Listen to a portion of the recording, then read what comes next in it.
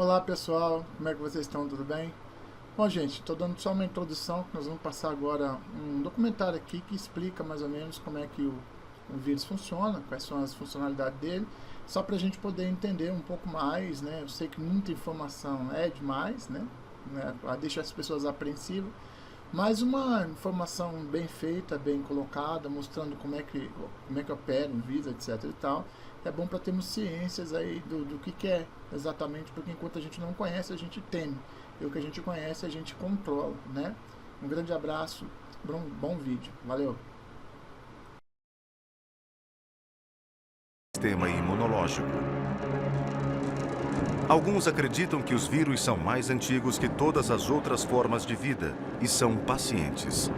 Sem uma célula para invadir, eles esperam em uma forma inativa entre a vida e a morte. Alguns podem suportar séculos, esperando para se reproduzir. Esse é seu único objetivo. Os vírus, quando estão soltos no meio ambiente, são basicamente pedaços de informação genética com uma camada proteica ou alguma outra proteção, vulneráveis aos elementos em geral, esperando a próxima criatura aparecer para eles infectarem e se propagarem. É a forma de vida que não pode viver sozinha. Eles não têm o necessário para isso. Só conseguem sobreviver invadindo e usando outra célula para esse propósito. E quando eles usam células humanas para esse propósito, nós saímos perdendo. Doenças causadas por vírus têm sido uma força tão potente na história da humanidade quanto guerras e desastres naturais. No século XV, a gripe foi chamada de influenza pelos italianos, porque eles acreditavam que ela fosse causada por influência das estrelas e dos planetas. A varíola foi citada pela primeira vez há 3.000 anos na China. Existem 7 tipos diferentes de herpes. Um deles é a catapora. A febre de Kuru é transmitida ao comer cérebro humano e é uma doença restrita aos canibais da Nova Guiné. Cada gripe que você tem pode parecer a mesma, mas não é. Existem centenas de vírus da gripe. Durante sua vida, pelo menos 50 deles irão te infectar e a lista não acaba. Vai do resfriado comum até a mortal AIDS. Os vírus causam muitos transtornos. Tem o vírus que você pega no escritório e os da creche, que os seus filhos trazem para casa e causam doenças menos graves. Nós não identificamos esses vírus especificamente, então muitas vezes deixamos passar e não damos a atenção que deveríamos dar. Vírus sempre foram difíceis de observar. Os microscópios ópticos mais potentes só conseguiam ampliar 2.000 vezes os objetos. Eles revelaram um mundo aquático de bactérias e criaturas unicelulares comendo, se movendo e se multiplicando.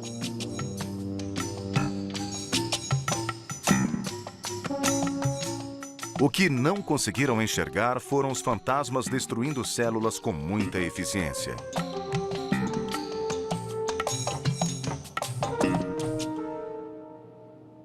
Então, na década de 30, cientistas alemães inventaram o microscópio eletrônico, que amplia as imagens em 7.000 vezes e conseguiram ver os vírus. Em vez de ondas luminosas, os microscópios eletrônicos usam elétrons para aumentar a imagem. Uma olhada através do microscópio eletrônico mudou a forma como as pessoas definiam o conceito de vida. Foram descobertos organismos tão pequenos que bilhões deles caberiam em um único pixel da tela da sua televisão. Examinados por elétrons, descobrimos que os vírus possuem pontas e formatos geométricos. Eles pareciam simétricos demais para estarem vivos.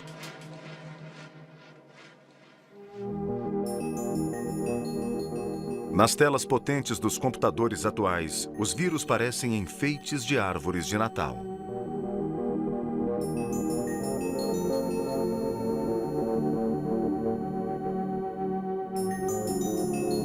Esse é o vírus da AIDS. Seu núcleo contém a informação genética necessária para o vírus se duplicar.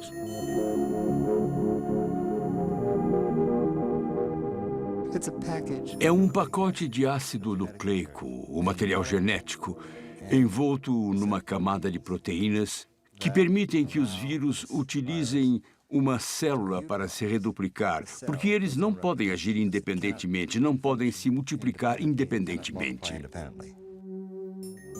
Os genes são protegidos por uma camada fina. Ela é revestida por moléculas que permitem que ele se ligue a uma célula-alvo e a invada. Existem mecanismos receptores. Eles se aproximam e se acoplam. Eles não atacam, mas se acoplam e são incorporados. E aí usam o mecanismo celular para se multiplicar. Ele age como um parasita e usa esses sistemas organizados para sua própria sobrevivência.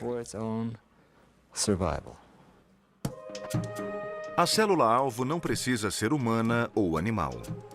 O vírus do mosaico da tulipa tem sido usado desde o século XVI para causar mudança na coloração das flores. Nada é pequeno demais para um vírus. Assim, os naturalistas observam que uma pulga tem pulgas menores que nela rapinam, e estas têm pulgas menores que as mordem, e continua assim infinitamente. Sim, mesmo germes podem ter germes. Por exemplo, o bacteriófago T4, um vírus que ataca bactérias. Ele se acopla e força seu DNA através da membrana da célula. Lá dentro, o DNA viral sequestra a célula e a força a produzir mais vírus. Em questão de minutos, a célula explode, liberando centenas de novos vírus para infectar outras células. Antigamente, as pessoas não sabiam da existência de vírus, mas sabiam que ficar doente era a última experiência que a maioria tinha.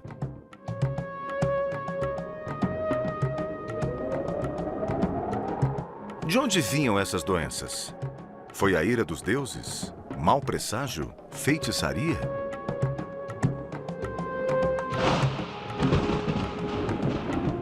A praga que assolou a Europa no século V a.C. durante a Guerra do Peloponeso pode ter sido tifo ou escarlatina, ou então sarampo.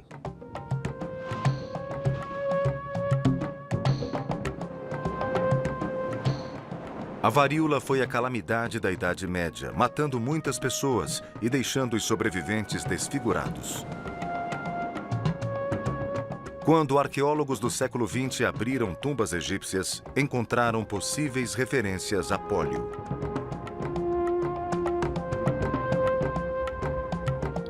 Mas as doenças do passado eram limitadas pelo tempo e pelo espaço. O mundo ainda não conhecia epidemias virais de escala global. Você sabia que os vírus são altamente específicos? A raiva ataca o cérebro. Diferentes vírus de resfriado atacam as células que revestem o nariz e os seios da face. A cachumba só infecta as glândulas salivares. A hepatite se instala no fígado. Os vírus são o equivalente biológico aos mísseis, e eles atacam as células há milhares de anos.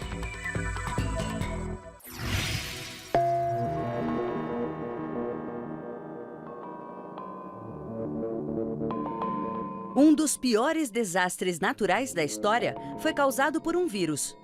A pandemia da gripe espanhola de 1918 assolou as grandes cidades dos Estados Unidos, matando de forma fulminante. Foram pelo menos 20 milhões de pessoas mortas no mundo todo. E foi provavelmente a pior pandemia que o mundo já viu. Mais pessoas morreram por causa da influenza do que pela Primeira Guerra Mundial. A própria guerra era o problema. Se não houvesse guerra, a cepa daquele ano teria permanecido isolada. Mas quando as tropas aliadas se encontraram na França para trocar fogo com o inimigo, também trocaram uma cepa mortal da gripe. E assim começou. Foi da França para os Estados Unidos e se disseminou desde Boston. Em Fort Devens, Massachusetts, um caso de gripe se transformou em mais de 6.000 casos entre os dias 1º e 18 de setembro. Foram só 17 dias. A Índia perdeu quase 4% da sua população. O Alasca perdeu 8%. Nos mares do Hemisfério Sul, a taxa de mortalidade foi de 20%. As pessoas estavam em pânico, porque alguém podia estar jogando baralho uma noite e estar morto na manhã seguinte. Então, eles faziam de tudo. Usavam máscaras faciais e até a polícia usava máscara facial. Eles carregavam saquinhos com alho e cebola ou qualquer coisa que eles achavam que podia protegê-los da gripe. Eles não tinham ideia de que não estavam protegendo o local por onde a gripe entra no corpo, o nariz. Não se sabia nada sobre como lidar com a epidemia. Isso foi evoluindo nas décadas de 30, 40 e 50. A essa altura, as pessoas já tinham conhecimento e experiências suficientes e já tinham desenvolvido técnicas para saber como proceder. Never before in history have doctors been able to do so much to preserve your health as they can today. And almost everywhere in medicine, the parade of advances that will benefit countless millions has just begun. As vacinas se tornaram o sonho dos cientistas. Elas prometiam livrar o mundo das doenças virais. Curiosamente, a palavra vacina vem de uma doença de vacas chamada vaccínia. No século XVIII, a beleza das mulheres leiteiras era famosa. Só elas pareciam ser imunes à varíola. Um médico inglês, chamado Edward Jenner, observou que um número grande de leiteiras apresentavam uma doença que parecia uma versão mais leve do sarampo, chamada varíola bovina, conhecida oficialmente como vaccínia. Jenner extraiu o vírus das pústulas e inoculou em seu próprio filho pequeno. Depois, ele contaminou a criança com o vírus da varíola. Era extremamente arriscado, mas funcionou. A primeira injeção com a varíola bovina causou sintomas leves, mas era parecida o suficiente com varíola, e seu corpo criou imunidade para as duas doenças. Nós aprimoramos nossos mecanismos de defesa com o passar dos anos. Nós sabemos como o nosso sistema imunológico funciona. É um sistema muito complexo que contém muitos tipos diferentes de células e funções. E a maior dessas funções é reconhecer corpos estranhos e tentar eliminá-los. O sistema imunológico tem 3 grandes funções que estão agindo no seu corpo nesse minuto. Os anticorpos são proteínas que se ligam à superfície de um vírus, sinalizando que ele deve ser destruído. Os leucócitos chegam para destruir essas células infectadas pelo vírus. Depois que você é infectado por um vírus, células de memória vão reconhecê-lo automaticamente se ele entrar outra vez no seu corpo. Por isso, as vacinas são tão eficazes. O corpo memoriza o vírus que está na fórmula da vacina. Então, ele pode te proteger quando esse vírus atacar de verdade. Uma das maneiras mais comuns de produzir uma vacina é cultivá-la em um hospedeiro não natural.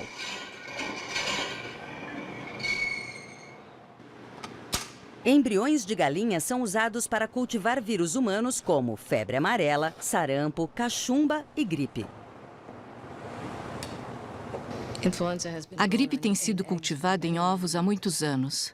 É nosso meio padrão de produzir vírus. Nós também podemos cultivar em cultura de tecido animal e funciona muito bem. Mas nós não podemos produzir cultura de tecido suficiente para fazer dosagens grandes para uso industrial.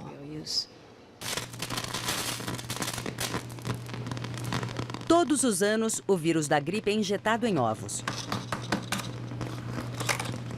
Depois de diversas transferências de um ovo para outro, o vírus terá se adaptado melhor para crescer em células de galinha do que em células humanas. Quando é injetado em uma pessoa, ele se parece o suficiente com o vírus inimigo para gerar imunidade, mas não é forte o bastante para causar a doença. Mas o vírus da gripe achou uma forma de enganar o sistema imune, fazendo mutações e mudando de aparência. Algumas vezes, a mudança é sutil. Em outros anos, ela é radical. E nós ficamos sem defesas. Às vezes, você pode ter imunidade parcial que vai te proteger um pouco. Mas quando acontece uma mutação que chamamos de shift, é aí que nós vemos as grandes epidemias. Porque o sistema imune não reconhece mais o vírus. Ele não se parece mais com nada que os anticorpos já tenham visto.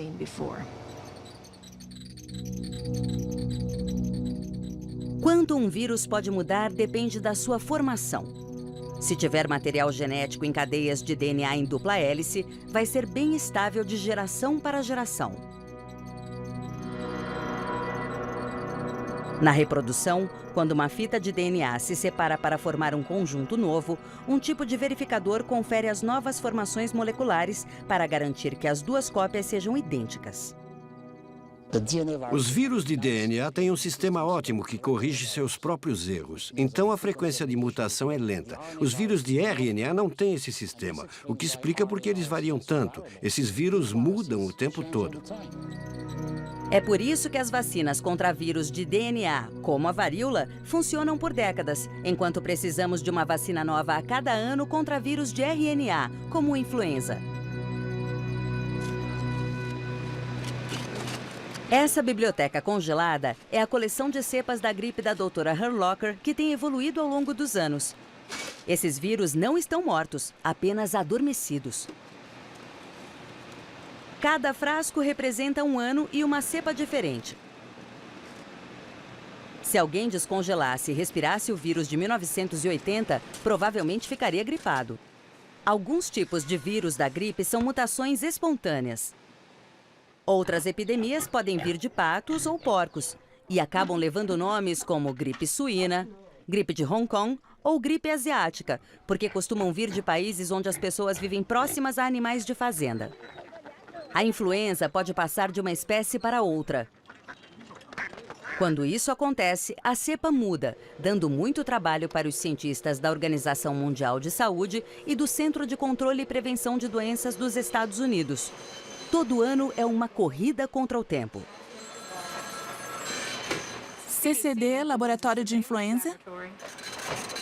Informações que ajudam a prever qual cepa nova está chegando são reunidas em centros de observação da gripe de todo o mundo. Quando isso é determinado, uma nova vacina é desenvolvida e espera-se que há tempo. Você já tem todas as informações. Chegou o momento de esclarecer as dúvidas. Debata os seguintes temas. Como os vírus se reproduzem? Como a Primeira Guerra Mundial contribuiu para a pandemia de gripe espanhola de 1918. Se quiser aprender mais sobre o que vimos, cheque a internet ou procure estes livros em uma biblioteca da sua região. Enquanto você assiste a segunda parte deste programa, reflita sobre as seguintes perguntas. Por que é importante que os virólogos estudem formas de vida nas florestas tropicais? Como os vírus podem ser usados para curar doenças genéticas? Vírus são responsáveis por doenças humanas, desde um resfriado comum até o HIV. E como eles possuem muitas formas para se disseminar, combatê-los pode ser difícil. De que formas podemos lutar contra os vírus? Eu acho que o principal é a higiene, tipo lavar as mãos e fazer essas coisas. Comer bem, dormir bastante. E, é claro, as vacinas. Se alguém estiver com uma doença contagiosa, ficar longe. Não espirrar nas outras pessoas. Um dos melhores jeitos são as vacinas. As vacinas são uma versão enfraquecida do vírus. Eles injetam em você para você criar anticorpos para destruir o vírus. Conversar com o seu médico e seguir tudo o que ele disser. É difícil imaginar um mundo sem vacinas contra doenças como gripe, varíola e pólio.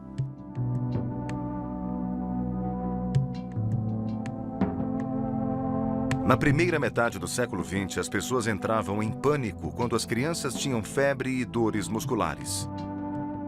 Podia não ser nada, ou podia levar a criança a passar o resto da vida em um cilindro pressurizado chamado de pulmão de aço.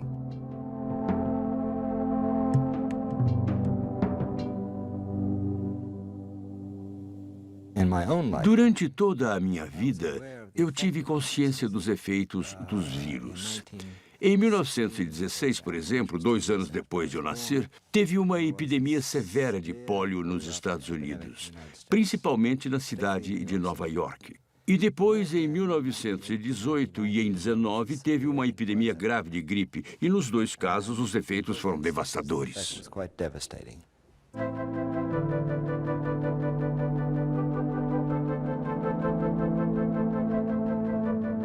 Ninguém sabia por que a pólio causava paralisia e morte.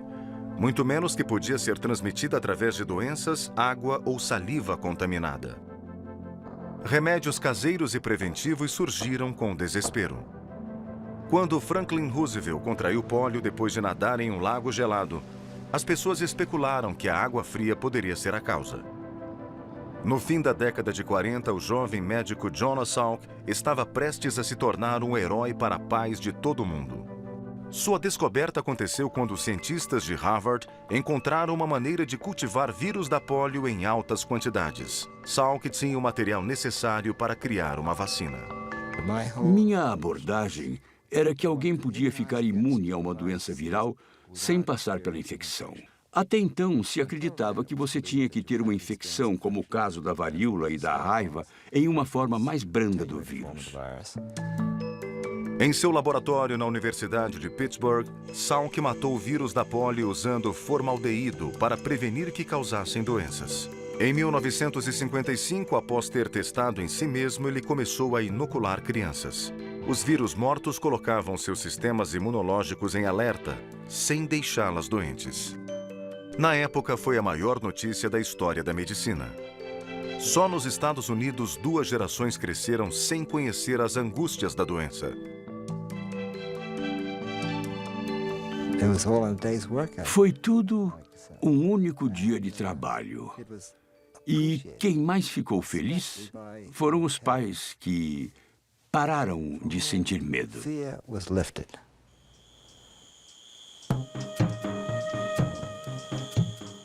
Em 1935, um bacteriologista disse que a batalha contra as doenças era uma das últimas verdadeiras aventuras do mundo. Os dragões estão todos mortos e a lança está criando ferrugem junto à chaminé. A única cruzada de nossa época é a guerra contra essas criaturas pequeninas e ferozes que nos espreitam nos cantos escuros e nos perseguem alojadas em ratos, que voam e rastejam com os insetos e armam ciladas para nós em nossa comida e bebida e até em nosso amor.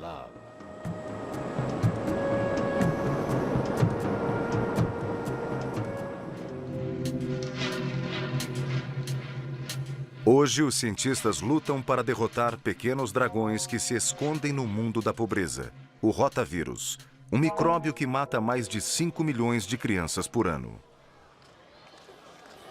5 milhões, principalmente em países em desenvolvimento.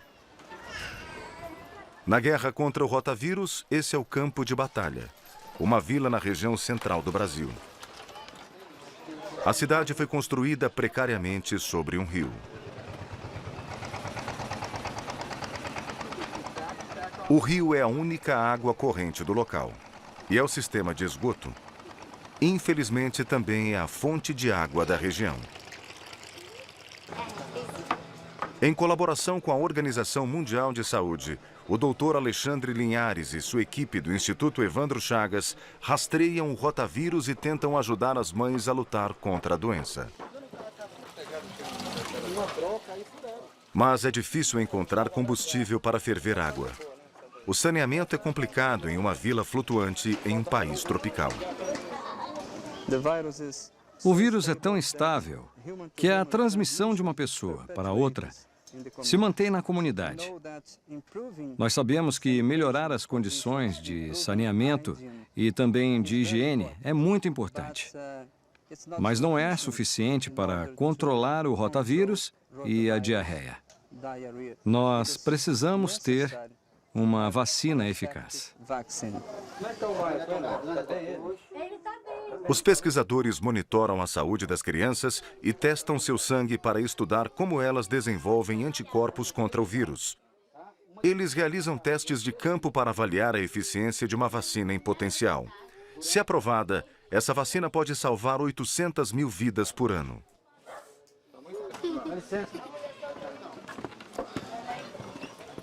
Seria necessário uma imunização em massa, e essa é uma área em que a Organização Mundial de Saúde já tem muita experiência. Em 1967, eles decidiram erradicar uma doença, a varíola. Nós nunca tínhamos erradicado nenhuma infecção. A varíola foi a primeira vez que o mundo finalmente se uniu e decidiu que se era para causar a extinção de uma espécie, que fosse por uma boa causa, para variar. Equipes internacionais de médicos e enfermeiros foram enviadas de casa em casa procurando o último caso de varíola na Somália. É simplesmente incrível ver a forma como eles agiram. Eles tinham equipes de médicos e enfermeiros que viajavam pelo mundo inteiro, pelos desertos, pelas montanhas, em todos os países do planeta. Eles vacinaram todo mundo. O vírus da varíola só pode crescer em humanos. A vacinação impediu que ele se espalhasse para novos hospedeiros. Então, quando a última vítima se recuperou, a cadeia de transmissão foi quebrada para sempre. A doença varíola desapareceu da Terra em 1978, mas o vírus da varíola continua existindo. Estes corredores levam para um dos seus últimos lugares de descanso. Apenas 2 coleções ainda existem no mundo. Uma em Moscou e outra aqui no Centro de Controle de Doenças em Atlanta. A Organização Mundial de Saúde quer que elas sejam destruídas, mas nem todos concordam. Nós não queríamos eliminar totalmente os estoques de vírus, porque a gente não entendia completamente como ele funcionava. Isso é parte do fundamento básico da diversidade biológica. Nós podemos mesmo ficar sem esses organismos que se estabeleceram em um nicho ecológico? O maior perigo é o vírus escapar acidentalmente de algum freezer em algum lugar onde tenha um estoque esquecido daqui a vários anos, quando as pessoas nem se lembrarem mais que ele existe. A ideia de o vírus da varíola escapar e dizimar populações não imunizadas pode parecer ficção científica, mas isso aconteceu alguns séculos atrás.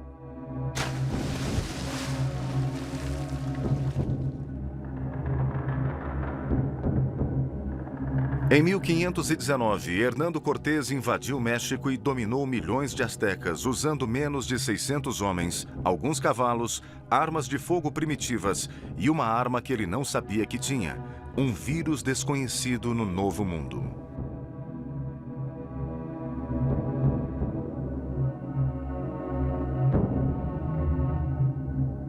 Os astecas e seu sistema imune estavam indefesos. Já os nativos foram quase todos mortos pela varíola. Então o Senhor liberou o caminho para nossas posses. O que era comumente atribuído à vontade de um ser superior era, na verdade, trabalho do homem. Dessa vez, a transmissão do vírus pode não ter sido tão inocente. De acordo com alguns especialistas, Lord Jeffrey Amherst, da colônia de Massachusetts Bay, ordenou que fossem distribuídos cobertores infectados com varíola para as tribos nativas. A era dos descobrimentos se tornou um veículo perfeito para os vírus. Hoje não é diferente, apenas mais eficiente.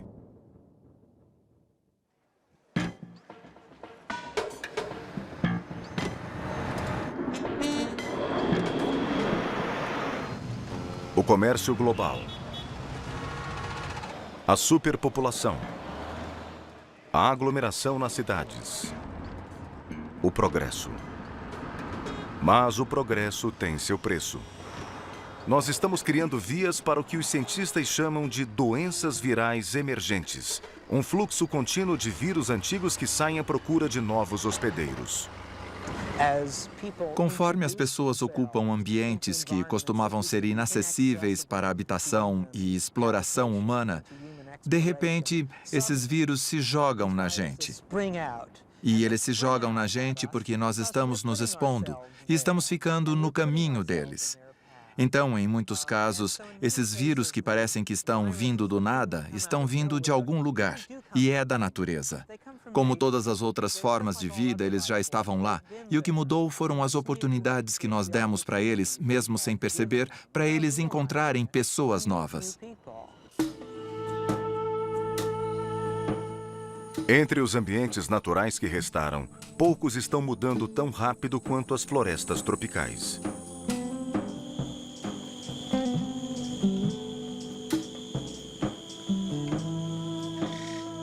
Especialistas estimam que 90% das 14 milhões de espécies da Terra ainda sejam desconhecidas. E todos esses animais e plantas desconhecidos podem abrigar vírus desconhecidos. É isso que nos espera depois que destruirmos as florestas tropicais. Eu acho que nós vamos ver mais doenças emergentes. E acho que todos concordam que nós precisamos de pessoas que estejam familiarizadas com as doenças de cada região e que reconheçam quando uma doença nova surgir.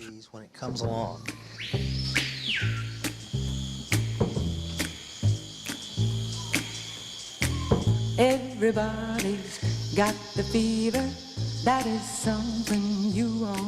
O senhor Júlio Augusto Cardoso Saraiva faz parte de uma equipe de médicos e cientistas que tentam prever os caminhos de vírus emergentes. O trabalho dele? Isca. Augusto serve de isca para os insetos. Ele espera pacientemente no dossel da floresta tropical brasileira que os mosquitos o piquem.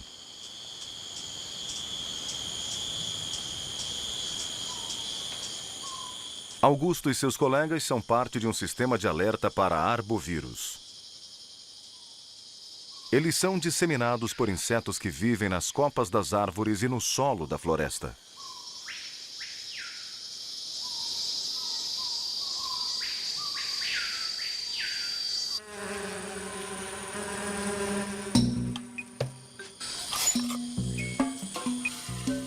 Os insetos morrem quando eles e suas cargas de vírus são congelados com nitrogênio líquido para a viagem até o Instituto Evandro Chagas, em Belém, no Brasil.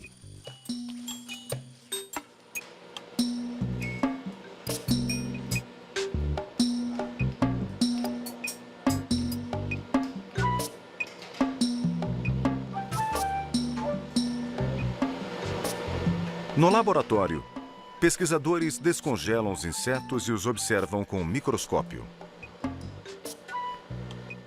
Os mosquitos podem estar mortos, mas seus vírus estarão intactos, esperando as condições apropriadas de voltarem à vida.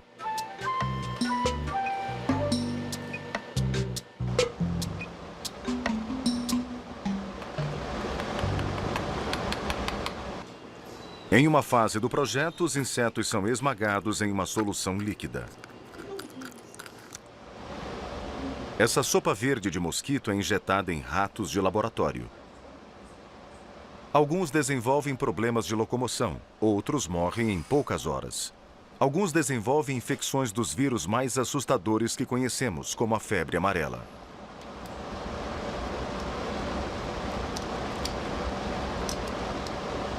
O Instituto isolou 30 cepas de vírus que causam doenças em humanos.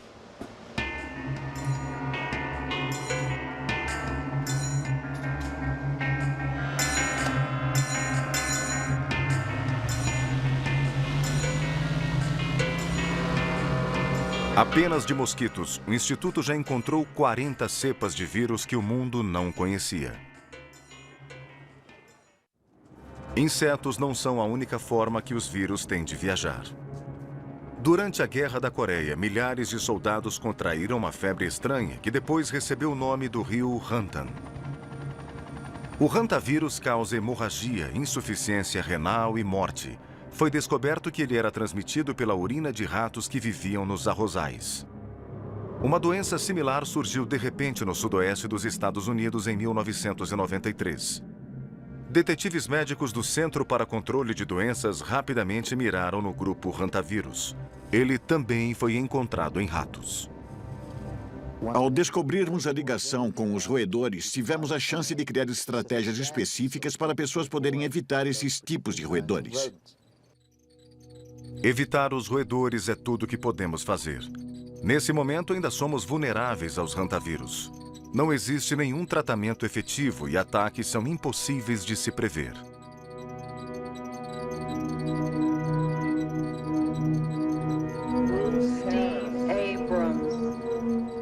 Nada mostra mais a nossa vulnerabilidade que a AIDS, a doença causada pelo HIV. É um vírus cuja ação implacável em todo o planeta continua moldando a história do nosso século. A origem exata do HIV ainda é desconhecida. No Instituto Salk, no sul da Califórnia, o Dr. Salk passou a estudar a AIDS. Ele aceitava a ideia de uma mutação de um vírus de macaco que surgiu séculos atrás. Ela passou para a população humana, provavelmente por causa de um ritual que usava sangue de macaco. E aí se manteve numa frequência baixa, provavelmente o vírus ficava contido em algumas vilas. E depois, conforme a civilização começou a se expandir e viajar, ficou mais fácil, não só de avião, mas de caminhão e outros meios de transporte. Com o movimento das pessoas, ele se espalhou. O HIV, o vírus da imunodeficiência humana, é um dos mutantes mais rápidos da família RNA. Esse vírus, o HIV, é muito inteligente. Ele penetra no sistema imunológico e mata o sistema, mas não faz isso imediatamente. Ele pode ficar latente por muito tempo. Ele usa a propriedade dos retrovírus de fazer uma cópia de DNA dele mesmo, que vai se instalar no hospedeiro e se integrar com ele, mas permanece em silêncio. E aí o organismo não faz nada, porque ele só vê uma célula normal. Ele não vê que o invasor está escondido dentro dela. Então, como o vírus pode se esconder, fica muito difícil encontrá-lo. A procura por uma cura da AIDS reúne pesquisadores de todo o mundo. Eles reportam de tudo, desde financiamento até a saúde da população dos bairros mais pobres de Nairobi. A discussão se concentra em entender por que algumas pessoas que foram expostas ao HIV não têm AIDS. Essas mulheres podem representar o primeiro caso de imunidade natural ao HIV. Seguindo essa evidência de imunidade, que é o que estamos observando no Quênia, podemos pensar numa estratégia para fazer uma vacina. Se a gente conseguir começar a entender a natureza dessa imunidade e como ela funciona, vamos poder desenvolver estratégias para lidar com ela. E o fato de que temos evidências claras em humanos de que existem interações bem-sucedidas com o HIV é tudo o que nós precisamos saber. Isso mostra que é uma possibilidade. A natureza está nos mostrando alguma coisa. Você sabia? Os cientistas estão desenvolvendo novas formas de vacina e imunização, incluindo vacinas comestíveis e injeções sem agulha. Independentemente da forma, as vacinas provavelmente vão continuar sendo a ferramenta mais eficaz para prevenir doenças e melhorar a saúde pública.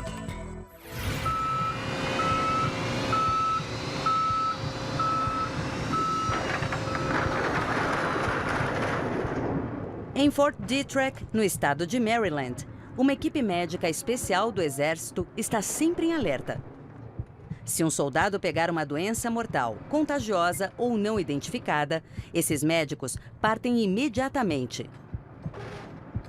Com a típica precisão militar, eles se chamam de US AMRAAD em inglês.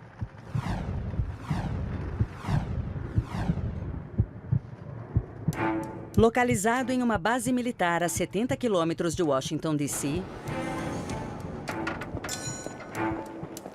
trabalhando em uma instalação conhecida por suas pesquisas em guerra biológica, a equipe está na linha de frente da guerra contra vírus emergentes.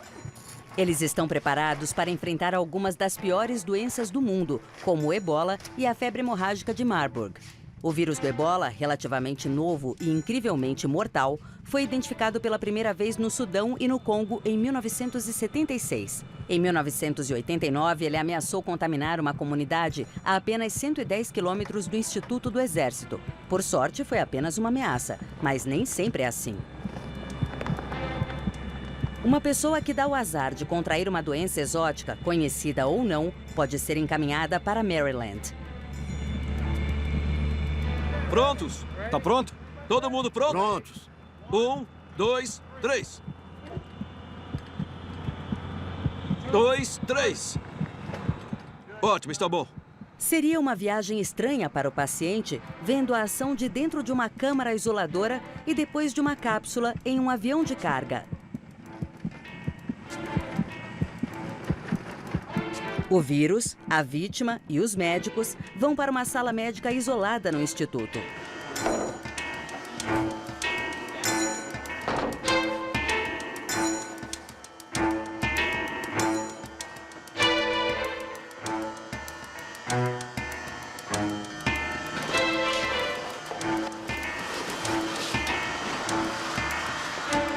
Os trajes espaciais pressurizados podem ser engraçados para quem vê de fora. Mas se tiver um vazamento, o ar irá sair da roupa em vez de entrar.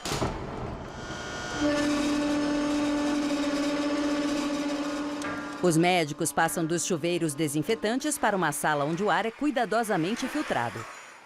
3. Vamos lá. Em uma sala de hospital diferente, vírus estão sendo usados para ajudar e não para causar mal. Eu acho que seria uma justiça muito poética se os vírus, que são nossos inimigos, nos ajudassem a curar doenças genéticas. Acho que no futuro os vírus vão ser usados cada vez mais em terapia gênica e também como vetores para introduzir novos genes. Os pesquisadores estão buscando usar a habilidade dos vírus de entrar em uma célula para corrigir defeitos genéticos. Experimentos estão sendo conduzidos para introduzir um gene que falta nas pessoas com fibrose cística. Aqui, a parte do vírus do resfriado que nos deixa doentes é removida e substituída pelo gene necessário para curar a fibrose cística. Então, o vírus é liberado e mira nas células do trato respiratório como sempre, mas ao invés de dominar a célula para se multiplicar, ele entrega o DNA que faltava.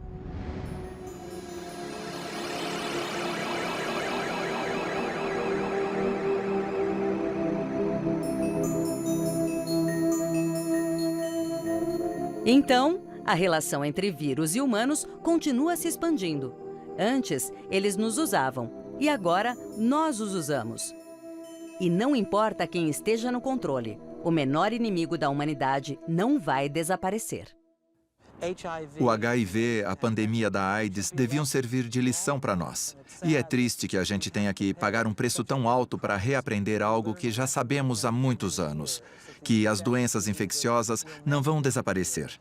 Nós podemos ignorá-las, fingir que elas não existem e tentar controlá-las. E podemos aprender a conviver com elas. Mas nós temos que saber lidar com elas. Não podemos simplesmente fechar os olhos. Vírus são parte da natureza. Não podemos aceitar que eles são parte da natureza e nós também? Está tudo aqui. Vocês querem ter direito exclusivo? Nós vamos ter que aceitar os vírus. Eles não vão embora. Então nós ficamos em um combate mortal com a mais singela das criaturas do mundo, e nossa única esperança é um empate. A alternativa é que a humanidade, que se autodenomina o auge da evolução, poderia desaparecer vítima de pedaços de material genético que estão na fronteira entre a vida e a morte.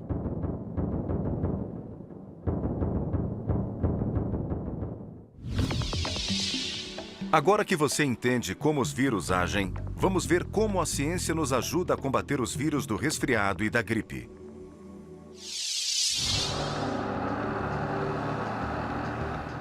Milhões de pessoas são infectadas com o vírus da gripe ou do resfriado todos os dias. Holly Jones vai se tornar uma delas. Oi, o Nathan Stanley? Sexto andar. Obrigada. Segure a porta, por favor.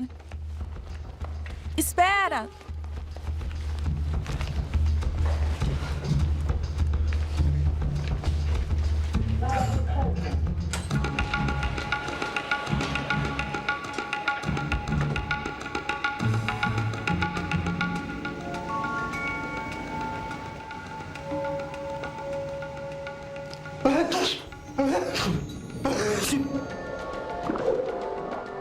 Lá vem. Quando o vírus entra no corpo de Holly, ele sobe para as vias nasais e desce pela garganta dela. Lá, o vírus domina as células e começa a produzir novos vírus. E eles vão se espalhar pelo corpo dela. Quando células são danificadas, elas liberam substâncias químicas que desencadeiam a resposta inflamatória do corpo. Durante essa resposta, fluido e células chamadas fagócitos vão dos vasos sanguíneos para os tecidos infectados. Fagócitos são células brancas que absorvem vírus e bactérias. Eles matam patógenos, os englobando e destruindo. Os fagócitos fazem um trabalho excelente matando patógenos, mas não são a única arma que o sistema imunológico usa para combater doenças. Os linfócitos, outro tipo de células brancas especializadas, também ajudam a proteger o corpo de infecções. Um tipo de linfócito chamado célula T identifica patógenos que entram no corpo. Ele reconhece uma molécula do patógeno chamada de antígeno. Outro tipo de linfócitos são as células B. Elas produzem químicos chamados anticorpos que se ligam a antígenos e ajudam a destruir os patógenos. Alguns anticorpos fazem os patógenos se unirem e assim eles ficam impossibilitados de danificar as células do corpo. Outros não permitem que patógenos se liguem às células.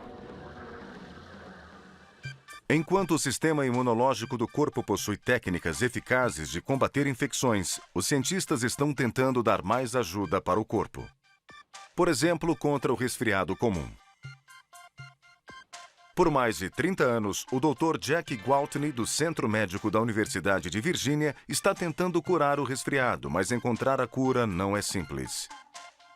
Existem mais de 200 variedades do vírus do resfriado, tornando difícil o desenvolvimento de uma vacina efetiva. Pesquisadores como ele finalmente identificaram o receptor ou a área na superfície da célula que o vírus do resfriado utiliza para invadir as células. O receptor se chama ICAM-1 e as empresas farmacêuticas estão criando tratamentos baseados nele. A ideia é que se você colocar uma grande quantidade de receptor sintético no nariz, como isca, quando o vírus chegar lá, ele vai se ligar a esse material e não vai chegar no ICAM das suas células. Drogas experimentais mostraram que prevenir que o vírus da gripe atinja os receptores ICAM-1 pode tornar os sintomas do resfriado menos severos e ajudar a combater a infecção mais rapidamente. Se essas novas drogas tiverem sucesso, o resfriado comum pode se tornar algo do passado. Mas mesmo assim, o corpo humano sempre estaria suscetível a outros patógenos. A gripe é uma doença grave que mata milhares de pessoas todos os anos. O vírus da gripe ataca o sistema respiratório. Sintomas típicos incluem espirros, tosse, febre repentina, dores no corpo e sensação de fraqueza. A gripe muda todos os anos. É um vírus que evolui mais rápido do que qualquer outro vírus. Ele muda de cápsula. E assim, as células do sistema imunológico não o reconhecem como o vírus que atacou no ano anterior. E, na verdade, é um vírus novo mesmo. Todos os anos, investigadores do Centro para Controle e Prevenção de Doenças e da Organização Mundial de Saúde tentam prever qual cepa da influenza será mais disseminada na próxima temporada de gripe.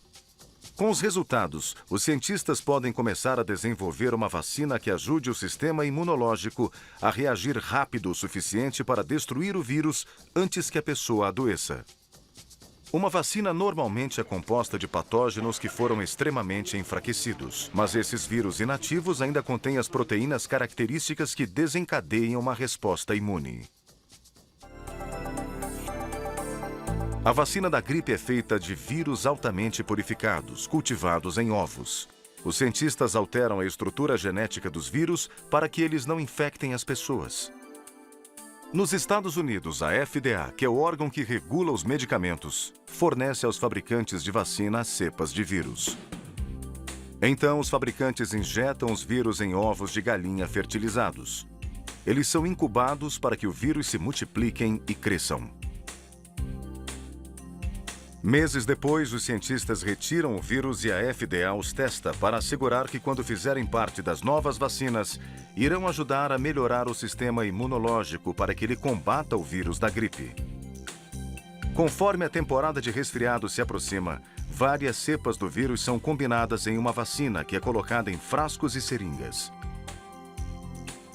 A FDA licencia a vacina e, em outubro, no hemisfério norte, a vacinação começa.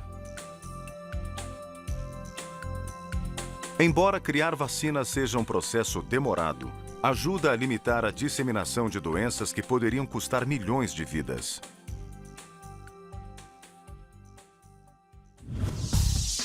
Você já tem todas as informações.